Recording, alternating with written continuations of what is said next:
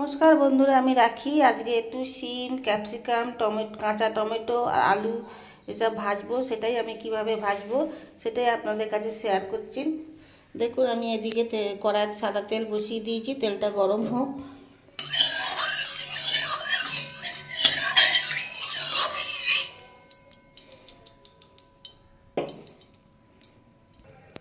দেখুন বন্ধুরা, আমার তেলটা গরম হয়ে গেছে। আমি এর মধ্যে সিমগুলো ধুয়েই রেখেছিলাম, সিম ক্যাপসিকাম দিয়ে দেবো।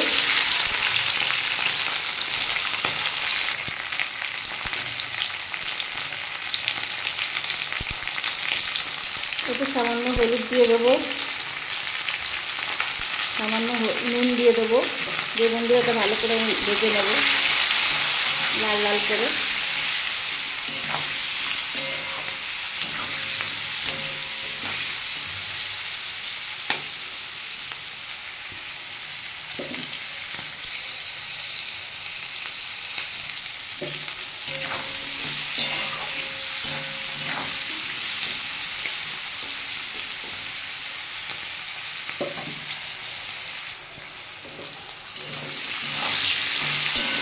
দেখুন বন্ধুরা, আমার সবজিটা অনেকটাই ভাজা হয়ে গেছে। সিম আর ক্যাপসিকাম আমি আর একটু ভাজবো।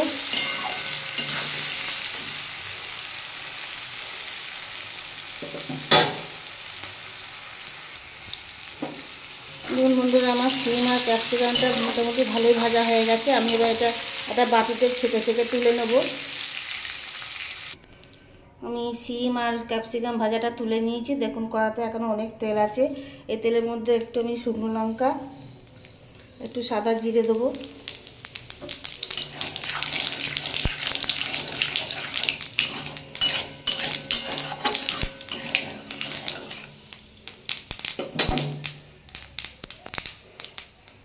এর মধ্যে আলুগুলো দিয়ে দেবো।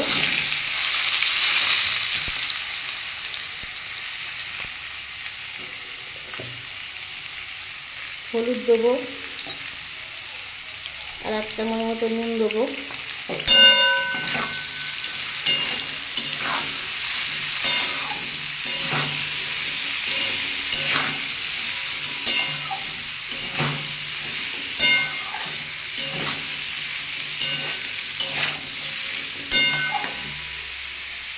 বন্ধুরা, এটা আমি 5-10 মিনিটের জন্য একটু চাপা দিয়ে দেবো।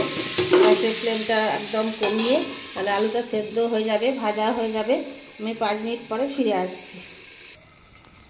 দেখুন বন্ধুরা, 10 মিনিট পরে ফিরে আসলাম।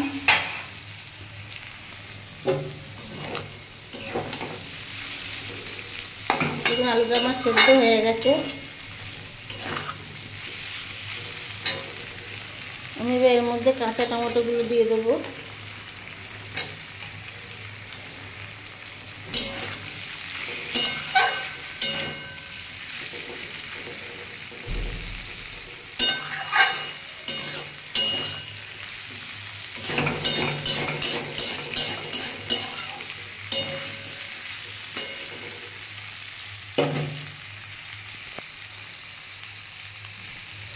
আমি আর একটু 5 মিনিটের জন্য একটু ঢাকা দিয়ে দেবো, টমেটোগুলো একটু সেদ্ধ হওয়ার জন্য।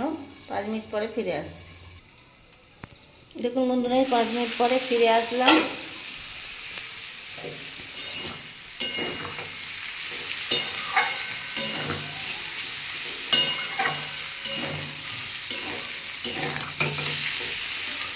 টমেটোটা নরম হয়ে গেছে, আলুটাও নরম হয়ে গেছে।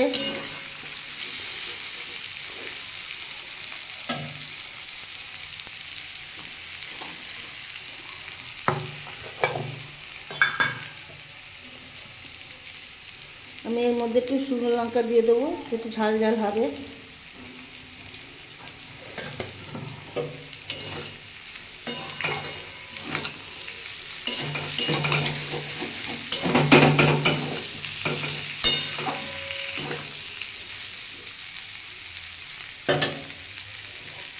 ভেজে রাখা সিম, ক্যাপসিকাম সব দিয়ে দিলাম।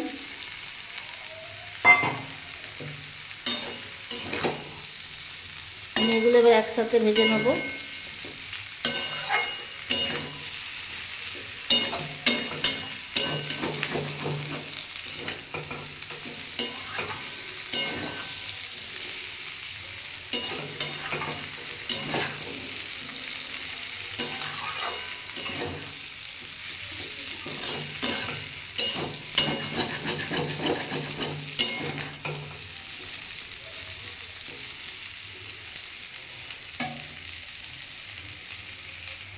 দেখুন এটা আমার ভাজা হয়ে গেছে।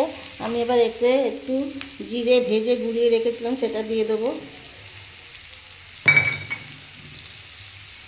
আর একটু ধনে পাতা দিয়ে দেবো।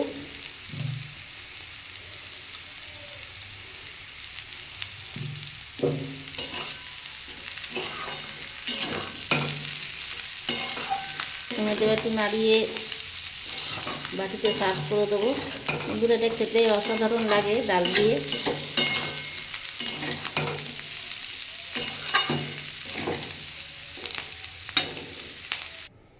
দেখুন বন্ধুরা, আমার আলু, সিম, কাঁচা টমেটো দিয়ে ভাজা রেসিপিটা রেডি হয়ে গেছে। যদি কোনো নতুন বন্ধুদের রেসিপিটা ভালো লেগে থাকে তাহলে আমার চ্যানেলটা সাবস্ক্রাইব করে পাশে থাকবেন। আর যদি বেশি ভালো লেগে থাকে তাহলে একটু রেসিপিটা শেয়ার করবেন। আর পুরনো বন্ধুদের অনেক অনেক ভালোবাসা। আর বয়স্ক মানুষ যদি কেউ আমার ভিডিওটা দেখে থাকেন তাহলে তাদেরও অনেক অনেক ভালোবাসা। সবাইকে অনেক অনেক ভালোবাসা ও টাটা জানাই। আমি আমার ভিডিওটা এখানেই শেষ করলাম। দেখা হবে পরের একটা এপিসোডে।